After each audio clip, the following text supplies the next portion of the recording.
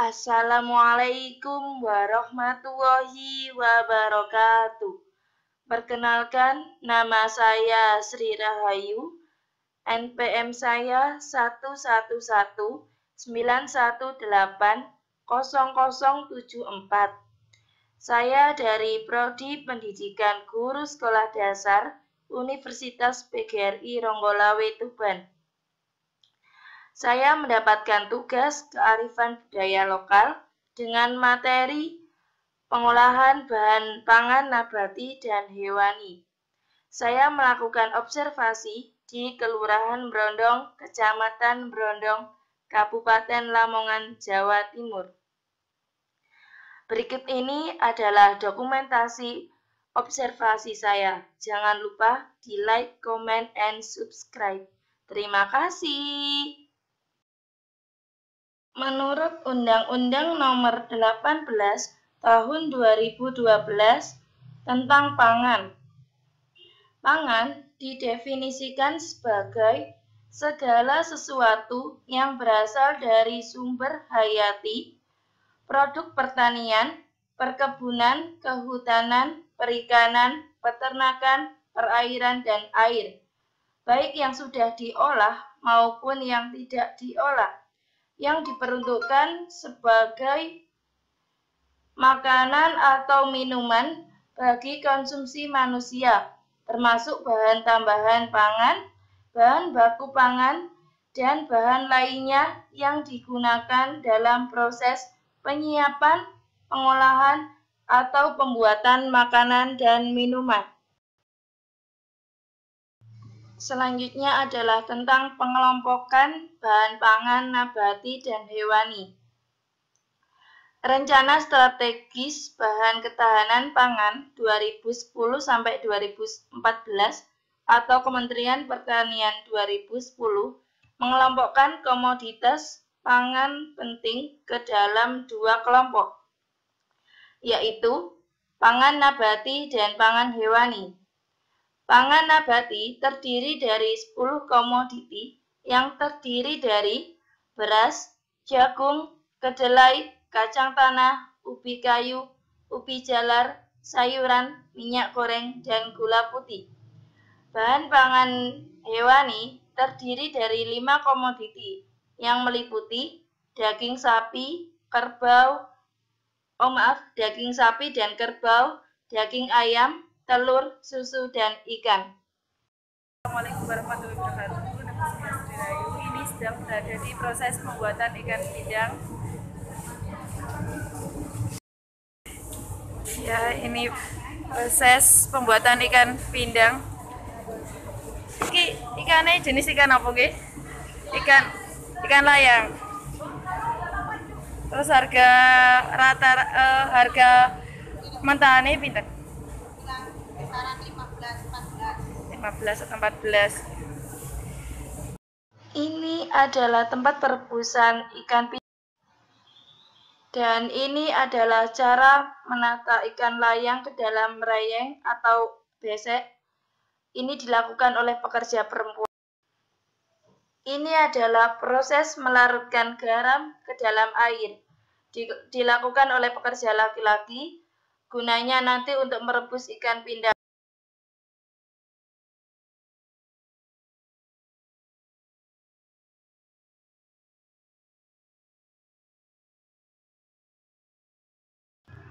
Ikan pindang kemudian ditaruh di tempat untuk merebus.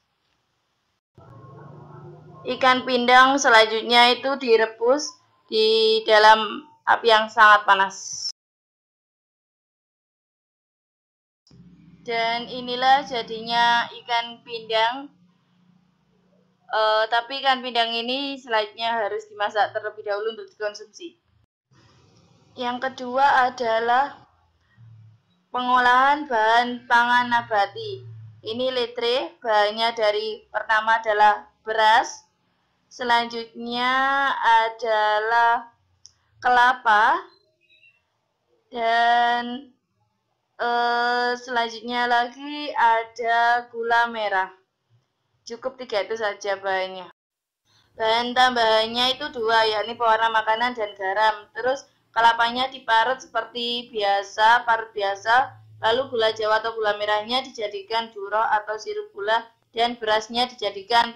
Semua bahan dicampur dan jadilah seperti ini. Jangan lupa pewarna makanannya sedikit saja. Lalu siapkan panci penggorengan dan adonan dimasukkan ke dalam panci. Nanti setelah itu ditutup dan dibiarkan hingga setengah matang.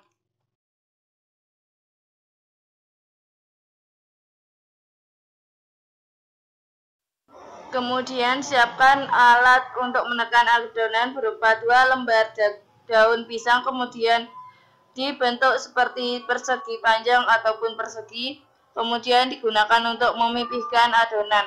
Ingat, adonan masih berada di atas kompor atau pemanas atau api, tapi dikecilkan. Kemudian dipipihkan sampai tipis, harus berbentuk bulat penuh dan tidak boleh lubang di tengahnya. Karena nanti kalau lubang akan mempengaruhi kepada hasilnya ketika diangkat. Harus benar-benar rapat, diusahakan seperti itu. Ketika adonan sudah dirasa penuh kering atau renyah, maka harus diangkat menggunakan tusuk. Tadi sebelum dimasukkan ke wajan terlebih dahulu dikasih kemiri. Setelah ledre matang, maka kemudian dikasih sirup gula merah atau juro, minimal 2 sendok makan atau. Dan yang ketiga adalah bahan pangan nabati, yakni singkong untuk jadi pluntir.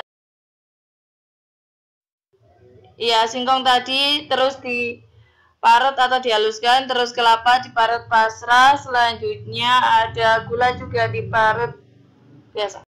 Semua bahan tadi dicampur, kemudian diaduk rata sampai benar-benar rata ya. Seperti itu.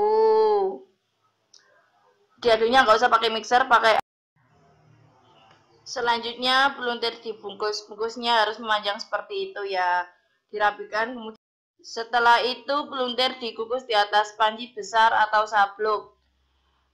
Biar matang, tunggu sekitar 40 menit sampai 1 jam.